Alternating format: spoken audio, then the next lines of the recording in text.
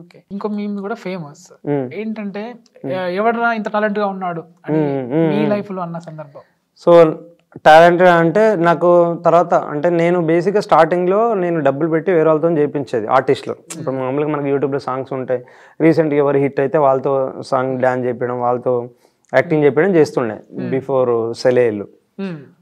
సెలేల్ కన్నా ముందు, సెలేల్ నుంచి నేను పాడి నేనే యాక్టింగ్ చేసుకొని, నేనే ఎడిటింగ్ చేసుకొని, నేనే తమ్నెయిల్స్ కానీ ఛానల్ కానీ నా పేరు మీద ఓన్ ఛానల్, ఇప్పుడు సొంత ఛానల్ నేమ్ కూడా DJ Shiv Anguri ఉంటుంది.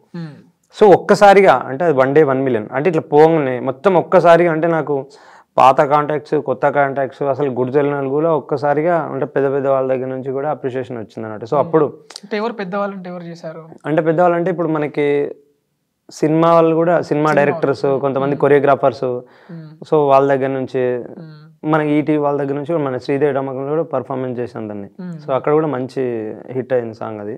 సో అట్లా అంటే అంటే నాకు పరిచయం లేని వాళ్ళ దగ్గర నుంచి కూడా కాంప్లిమెంట్ వచ్చింది అన్నట్టు. సో నిజం ఇంత బ్రైట్గా అసలు చాలా బాగుంది, నువ్వు ఒక్కనివే డీల్ చేయడం, లీడ్ చేయడం, ఇంత టాలెంటెడ్ ఎలా అసలు ఎట్లా అసలు ఒక్కనివే ఎట్లా లీడ్ చేస్తావు అది ఇది అంటే నేను ఎక్స్పెక్ట్ అంటే ఎక్స్ప్రెస్ చేయడానికి రాకపోతుండే. ఎట్లా అంటే అది నేను తీసుకున్న స్టెప్ నుంచి స్టార్టింగ్ నుంచి ఇక్కడ వరకు చేసుకుంటే వెళ్ళిపోయినాం మనం. అంటే లాభం వస్తుందా నష్టం వస్తుందా ఇదేం ఆలోచించలేదు. సో మనకు వచ్చింది చేసుకుంటూ వెళ్ళిపోయినాం. కానీ అది అవతల వాళ్ళకి ఇంత టాలెంటెడ్గా, ఇంత డిఫరెంట్గా, అంటే ఇంత హార్డ్గా ఉంటుంది అన్న విషయం అవతల వాళ్ళకి కానీ నాకు అట్లా అనిపించలేదు అది.